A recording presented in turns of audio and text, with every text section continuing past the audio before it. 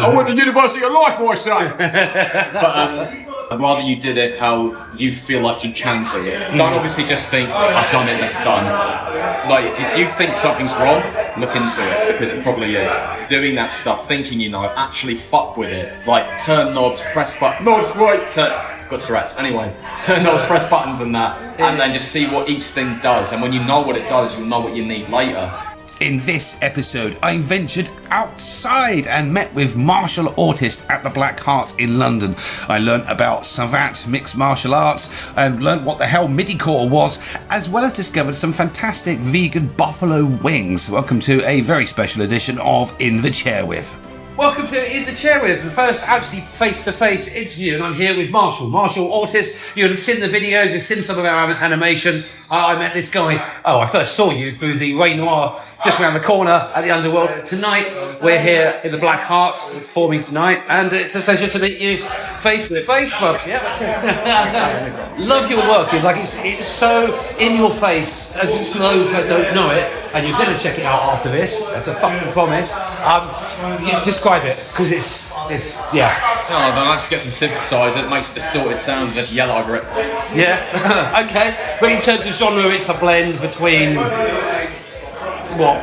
Well, so originally I was just doing pure industrial, like years back. That was like doodling, and I've only been doing music for about a couple of years, realistically. But I would basically call it Midi-core. It's like post-hardcore on MIDI instruments, but I did not invent that term. I'm going to make that very clear. The person who made that genre first was Pezhead. Okay. He's I got into him through his music, met him in person. We got on really well, and then he just sort of said it. He was like, "What do you call this genre?" I don't know, Midi-core. He said that, and I was like, "That's a really good name for it." And I just started ripping him off basically. So my music's just a big like rip off of him. Like, you know what I mean? Well, one person creates something, and then now it's two, and then hopefully there'll be thousands in no, that's years to come. Pezhead. For real, man. That's the stuff you want. And in terms of your performance, it's hugely energetic, but you're constantly kind of running back to your decks, and you're actually kind of DJing and mixing and all that kind of stuff. Oh yeah, man. Which must be quite complicated. So, if you practice it, it's not so bad. It's like playing guitar, do you know what I mean, or playing keyboard. The way I see DJing, because I work as a DJ as well, but the way I sort of look at it is that you got to think of a pair of decks or a controller with a laptop. You got to really think of it as like you're playing an instrument. Because take like, I don't know, get like a regular synthesizer or a guitar with pedals. Now replace the notes with songs. Like, because with this new equipment that we have in this day and age, we have our CDJs, we have our mixing stuff, and they come with all these crazy effects, looping, stuff like that, you know what I mean? So it's like, well, why just press play on a song and mimic a Spotify playlist when you can remix stuff live on the spot, man? Treat it like an instrument, do you know what I mean? Because it is. Like, they're just grown up toys, aren't they? Like, let's have fun with them, man. I noticed, I saw on your Instagram story, you purchased an upgraded. You gone to Pioneer. Oh yes. I had one of those Pioneer XDJ, the RMX type things. You lucky cunt! How'd you get that? I was richer years ago, and I loved it. And I regret getting rid of it. I regret getting rid of it. I regret hearing that. I don't know. I'm sorry.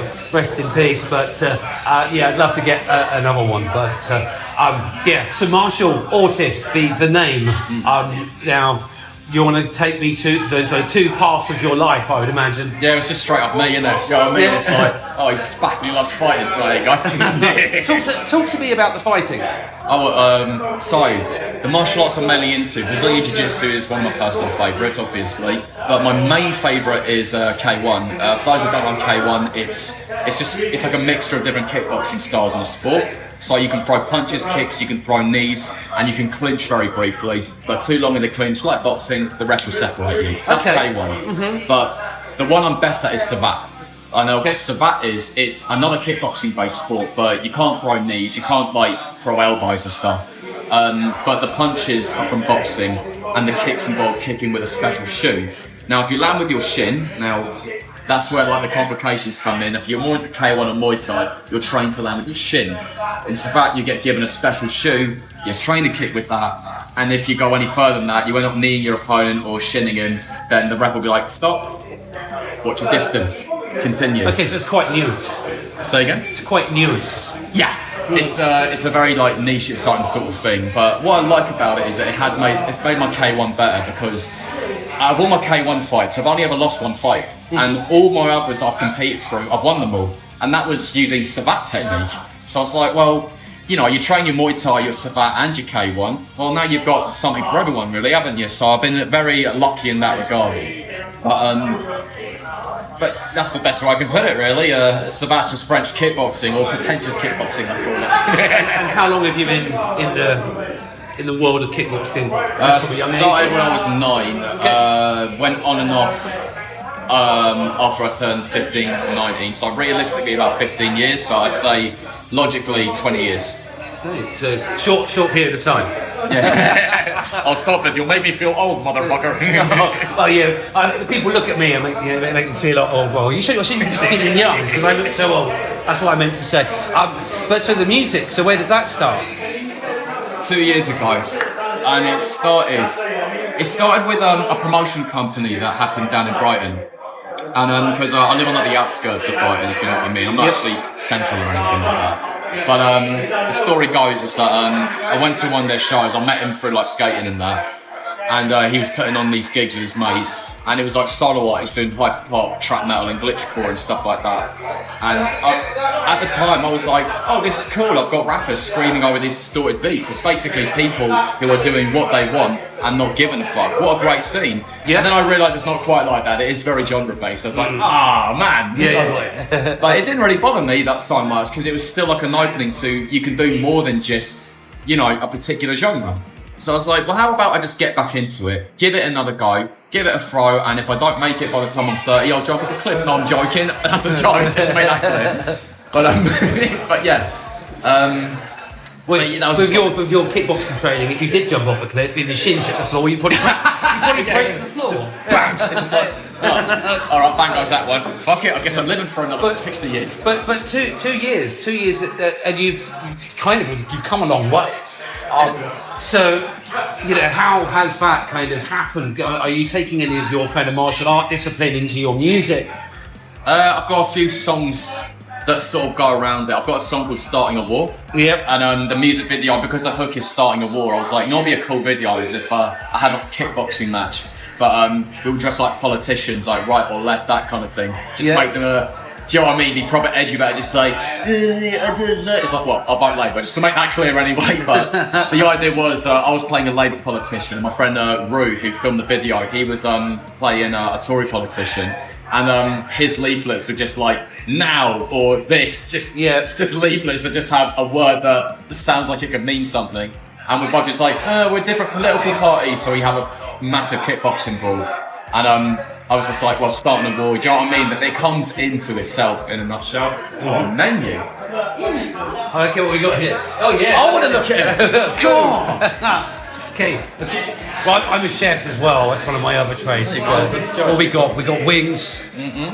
Buttery buffalo hot sounds good. Or maple sweet mustard. Now you're talking. Smoked mac and cheese. Popcorn tofu. That's a thing. Now you're talking.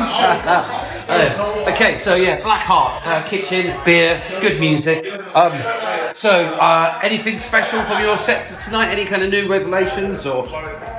Gonna focus on more the heavier stuff tonight. Now, the set list at Comedy Fries I think could have been done a bit better. I think I probably chose some of the wrong songs here and there for it, but tonight I was like, right, this time theme it, this time match it. Which song sounds more 80s, do you know what I mean? Like, which songs like reflects what Midnight Danger is doing. So I could, do you know what I mean? Keep it appropriate, that kind of thing. Because if I just burst into a drum and bass soundtrack, because I've got a few D&B songs, I've got 2 projects going. Okay. I've got Martial Autist, which is my Midi-core stuff, and DJ Martial, which is the D&B. Okay. I'm going to try and make that a bit more official now, because that's actually gone quite well. Okay. But the general idea is theme it a bit more for tonight, but keep it as Martial Autist as I can as well. The biggest problem I've had with the drum and bass kind of genre, and I think it's a lot with that I fight also similar to like the grime, is that the beats are too repetitive. And it's true. Especially with a lot of commercial drum and bass, it's very kind of semitonal, if you kind of had a bit more power, perhaps a bit more orchestration, or a bit more sort of dynamism, Do you mean like it would really it would really whip your face off. Yeah, I know where you're going. It's like Yeah. it was John Bass. You can definitely tell where it stands era-wise. Like if you go like these days, like jump up's a lot more in than it ever used to be. Like going back to 2011, I had a friend called Liam who introduced me to jump up D&D, and I was like, it's like taking like the wugs from like modern dubstep and putting it over D&D, and he's like, yeah, essentially that's what it is. It's great. This is fucking great. Like this is so filthy, man. This is dirty. I love it. And but these days, that's a lot more commercial now. Like, you've got Saxus and Sub-Focus. I mean, they've been going for years, but they're at like the point of their success by this point. But I get where you're going, because before that, you had the like Pendulum and the Prodigy, like their style of D&B. The Prodigy, I felt they were just musicians that wrote what they want. They are, man. And I think that is like the best way, and this echoes what you thought that you discovered back in the scene, and you found it was a little bit too genre. No, you're right. But it was also that approach comes across in your work. I mean, I've been kind of reviewing. Thank you. Goodbye. I played photographer to a couple here. See. All the services included. Now I've lost the thread of where I was at. Yes, so in my kind of role of reviewing music, you know, I don't know if it's the ADHD in me or maybe I'm blessed with some kind of knowledge, but I can always sort of detect like pure authenticity. Yeah. And it's that leads me to back certain individuals, people like Ray Noir, and then people like yourself. But still, what you were doing, and I was just like, between you and Ray Noir, that was it. That was the show over. Combi Christ, yeah, it sounded all nice and polished and perfect, and I was quite happy. I was quite happy just going through. And this is no disrespect to Combi Christ. Like, if I ever end up doing work with you in the future, please don't watch this video. I'm telling Andy about you. You know, I listened to all their music at home, and I absolutely kind of loved it. But in terms of, sort of performance, and in terms of kind of that dragging out of the inner character out onto the stage, it was like you and Ray that won the night, and I was quite happy during the headline just to go through all of my kind of material and go, yep, use that bit, and yeah. No, I get what you mean. Like Mimi Bax being like sex. Oh, like it's like Tekken soundtrack, isn't it? Yeah. Oh, Tekken, what a game! God, the game. We were just talking about that outside. So, in terms of your composition process, I mean, how do you go about it? Let's see. I make a song on Logic and I mix it very badly. Everyone mixes their song very badly. Yeah, that's it. You can't do something. Can you? It's export mix number 37. You know, then 37.1. Rather than a nutshell, man, just numbers, isn't it? I mean, the way I sort of look at it is, if for someone listens to my songs and say they can improve on mixing, it's like, I know, do you know what I mean? Yeah. I know this doesn't sound I'm the same. Yeah, straight up, but at the end of the day, it's like, well, just someone said to me, they gave me some really good advice, and it was actually, when I went to college very recently, it was actually, I don't have much education, believe it or not, but yeah, life is an education. Ain't that true, man? I went to the University of Life, my son! But yeah, you basically said to me, and this is one of the reasons I did well enough in this course, you said, look, just do it what you think it is. If there's anything wrong, I'll help you out with it, but I'd rather you did it how you feel like you can do it. Don't obviously just think, I've done it, that's done. Like, if you think something's wrong, look into it, because it probably is. And the mixes come a long way. If you listen to my first album, which is called Here It Goes, like, the mixing on that is shocking, right? I mixed it myself badly, took it to Ollie at Blue Dot Studio. Look up Blue Dot Studio. And I said I just the mastering stage, and it sounded better. Don't get me wrong, he made it sound better, and that's why it works audio-wise. Like, that's why a lot of people got into it. He is the reason why. But the downside is the mix is shockingly bad. Now compare that to the newer album, which is Alpha and Omega. Like, the mixing of that is like levels ahead of everything I've done, man. Do you know what I mean? Levels ahead. Excellent, yeah. So, and to be fair, he did mix and master a few of the songs on there, so, but that's not the point. Like, a few of the other songs on there, I did mix and master myself, and there's not really a huge difference. Like, there's a difference, don't get me wrong, you can tell there's a difference. Like, but it kind of works, it blends in nicely, yeah. So, hopefully now I know I'm capable. Do you know what I mean? I think that's it. You know, it's a shame because you write all this great material in the beginning, and it's the quality that lets it down. and it's just always a pain to go over the old projects and redo it. It just never happens, does it? No, yeah, for real.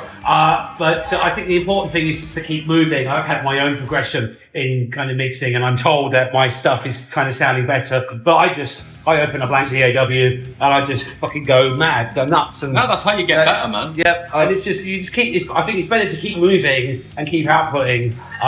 But then again, I take it from a take of I'm quite a prolific composer. I love to write, and whatever extreme things going on in my head. Yeah, man, it's true. Music theory is very different to mixing and mastering, man. Yeah.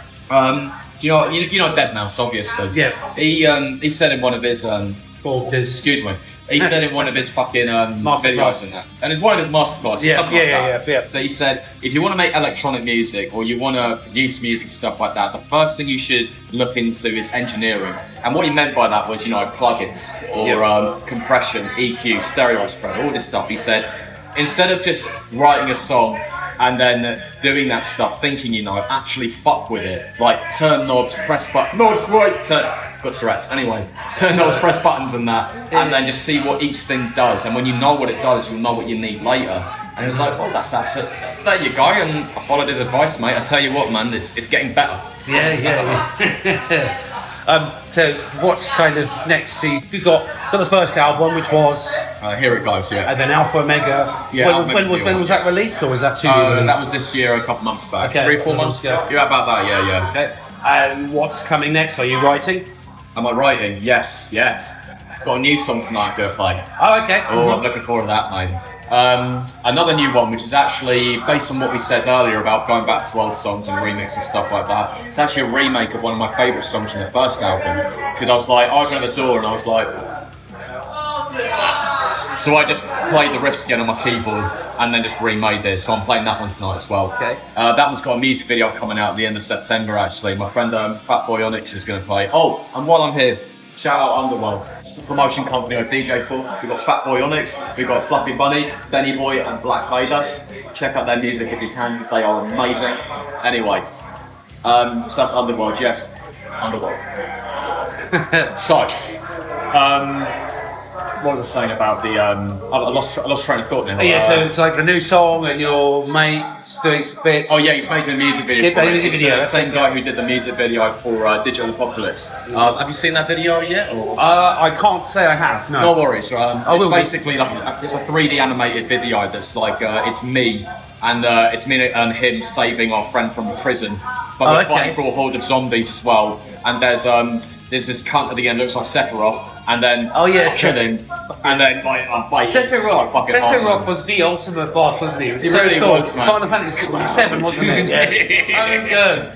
So good. He was intimidating, mate. It's like you see halfway through the game, you see that massive giant monster that you can't beat because it's too strong, and you come back to it and it's been killed like that, and you're like, oh, that's who we're dealing with, is it? Didn't he have a sword swipe or something? Basically, like 99,999. Like something dumb like that. Yeah, it's like I don't know what. If you got caught out with that because you had to have a certain combination of shields or something, if I recall rightly, and you were just like, oh, really? Not again? Yeah. Right, that was the last Final Fantasy I played, man. Like, we're old motherfuckers, man. I'm 41. How old are you? Oh, well, you had me fooled. I thought you were mine. Oh, stop it, Queen. It's for lack of hair. Lack of grey. I'm 29. Okay, no, yeah. This Final Fantasy. I got into 12 quite in a big way. Is that the one with snow in it? Is that I think it might be. Got a blonde hair with a beanie. Or was that 14? Fucking I remember. How many Final Fantasies are there by this point? Final Fantasy 152 is coming out next week. Does Call of Duty going to make a game one day? It's going to be called Call of Duty, we ran out of war, so just kill each other. But it's, I'd love to be able to dedicate time to that, but busy life, busy music. So the one thing I always tend to ask in these styles of interviews is, just certainly you've come about it from quite a random way. It's just like your second year in. What would you say to anyone thinking of jumping in, or has got some creative ideas, or is thinking of starting out, or indeed who is kind of perhaps a bit disheartened with how things are going? Where do I begin? Platform's yours, buddy. So, we're talking now. that's a hard question to ask because there could be so many angles where we could come from. Now, maybe you could say someone out there has music that they're not comfortable with releasing. So that's what we said earlier. Just mix it how good you can make it. Like I said, what Bedner said. Go through your EQ, compression, stereo, fuck with plugins. You know what I mean? Fuck with it. And if you've ruined it, you should have saved it. Yeah, so, save it first and fuck with it. Go into your DAW, there'll be a setting in there somewhere that will allow it to save every 5 minutes. So if it ever crashes, always do that one. And the reason why I say that, sorry to interrupt, Experience. is because, well, one, experience, but then two, just combined negligence when I completely rebuilt my studio, and then I spent a 6 hour session getting loads of stuff done. It absolutely crashed. Guess what? I hadn't got into the settings to tick that box. It's not loaded by default. And That's a horror story. Yeah. I almost visited the cliff. You know, I was just like, yeah. And it was like it's super complicated. I love all my like crazy, like super fast keyboard solos and stuff. And music theory, I throw it out the window. Yeah, Straight up, mate. Fuck, it needs that, mate. That's like cable management. Don't need it, mate. Yeah. So if you can't go from there to there, in theory, I've made the way to do it. That's it's just like But I found bits. And I managed to piece it together. I got lucky. But yeah, so carry on. Fuck with plugins, and if it goes wrong, say that. Continue. Sorry, I got proper invested into that, mate. Jesus. Sorry to hear. Yeah. So, then you have maybe... do you know what, there's another thing that people tend to struggle with, and guilty about this, the business side of things. Now, one of the easiest ways you can do that is, I could say networking, but I don't really like that term. It sounds so cliche, but just make friends. Do you know what I mean? Like, find people with a similar interest in you, and they'll get you to meet people who'll say, "Oh, I've heard your stuff. You seem alright. Yeah, you want to gig? Yeah, you can support this artist over here." Basically, what happened with me, man? Like, I was asked to support Combi Christ, and I'm being asked to support Midnight Danger. And this is what a 2-year process of just getting to know cunts. I'm not even joking. That is literally the business side of things. Upload a lot as well. Make content. Again, I'm a main offender for this. I don't put out enough content, but I think everyone should. Be more than just the music, be a character, make skits, stuff like that. Have fun with it, have a laugh with it, because it's all going to work out in the long run. And collaborate as well. Collaborate. Yeah. Yes, man. So we at Cupchairs, we have this artist, Yossi Bix, who does all this incident animation. He made the best video ever! Yeah. And I from your music, I could tell that you were kind of sort of on an edgy vibe and just whatever. So I thought, let's see if we can get you guys to collab. And of course, then you kind of came out with that you do digital kind of animation stuff anyway. So it fitted like a glove. And we produced the video, which I put the link and stuff below. Yossi produced something for you, which you loved. And then I got my hands on it and put it to the music. And you guys can see for yourself. In terms of, I've had my own 3.5 year journey. There's videos littered around on my own YouTube about it. I was an ex-prisoner for tax fraud. I had an accounts practice, big cocaine habit and stuff. And then I come out, and all that while that I was sitting there, I was like, okay, so I'm talented at this and all this kind of stuff. Yeah. But I've never really I've either sort of invested in it or de-invested in it, depending on which girlfriend life experience. So when I got out, it's like, I'm going to invest in it, but I'm also going to try and sort of help other people invest in their talents as a way of surpassing the vicissitudes of life, and just kind of keep them going. And I slowly have come out sort of like Michelle, and I'm going out and meeting people. And in the recent months, I'm now kind of in London a lot more. And you know what, the friends that you make, it happens so quickly. And things like social anxiety and bits and pieces have kind of helped, and my ADHD, which gives me a very strange lens of review of my place in the world. I feel like a complete outsider at times. But confront it. Because start on it, it'd be like what this man has said is true, and I'm living my best life now. We're supposed to be both, are we? Well, there's an old saying, isn't there? It's like some people don't want a 9 to 5, so they start a 24-hour. Yeah. In fact, basically what you were saying earlier, it's like, well, people make numbers. Numbers are people. Yeah. I'm just saying, man. Exactly.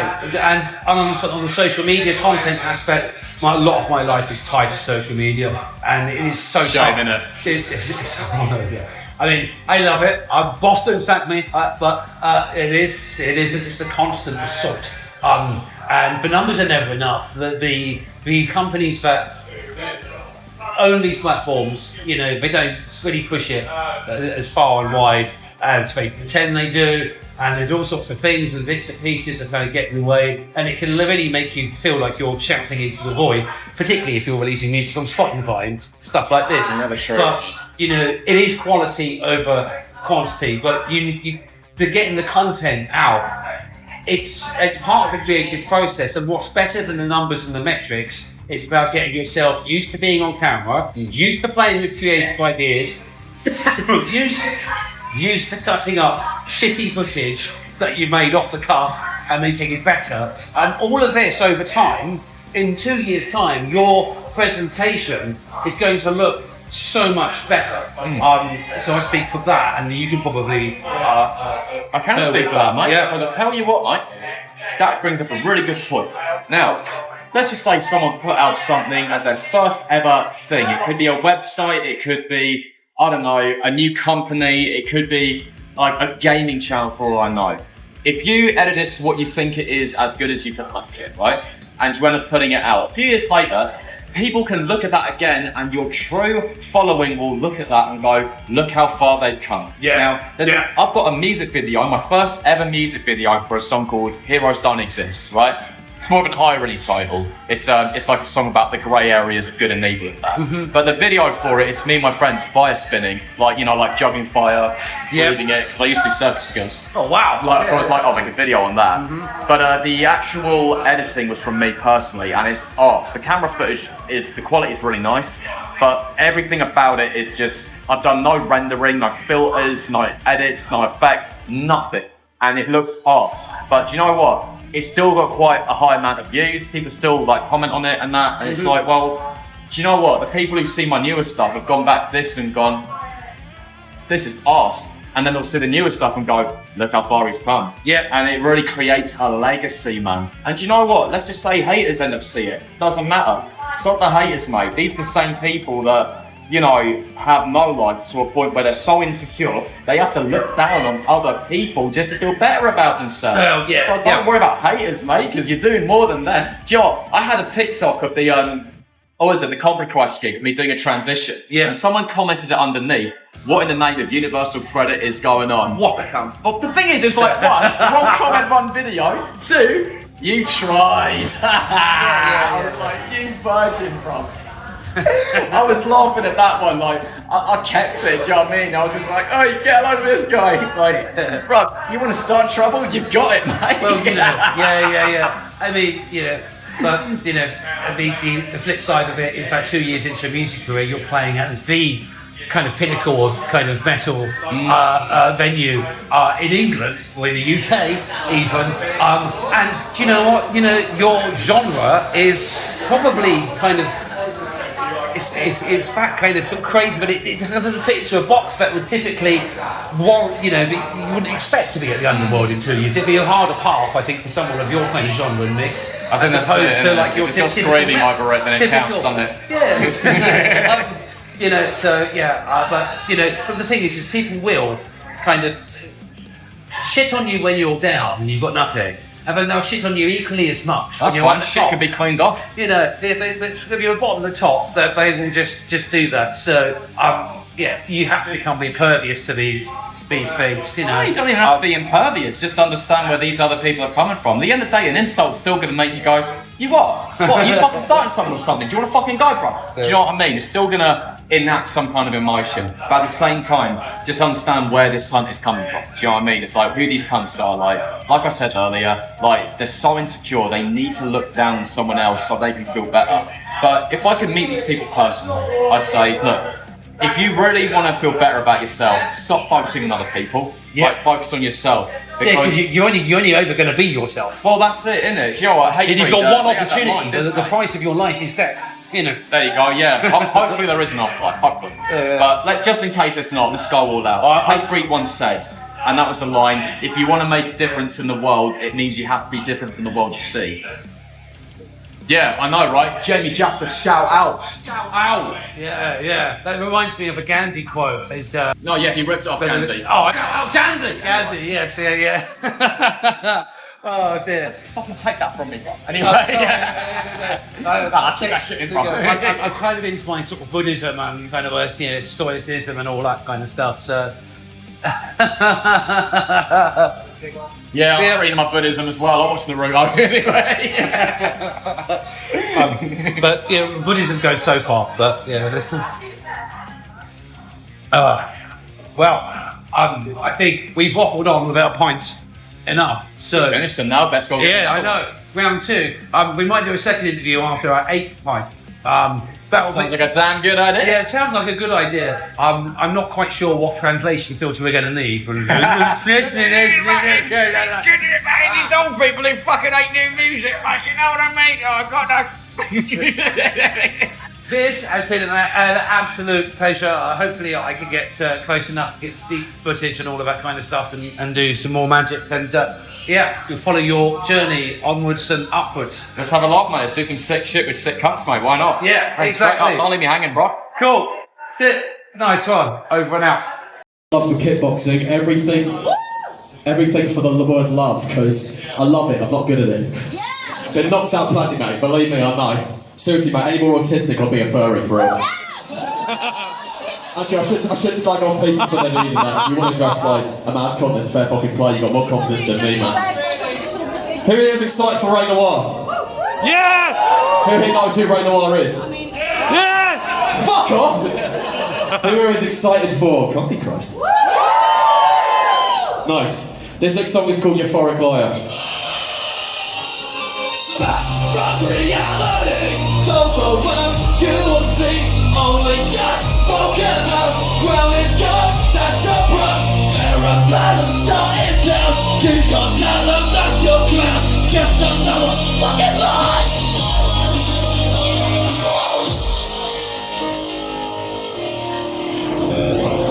Lying down my face again, treating this still like a train. Just another fucking lie. Please don't go how far you got. Getting somewhere probably not. Just another fucking lie.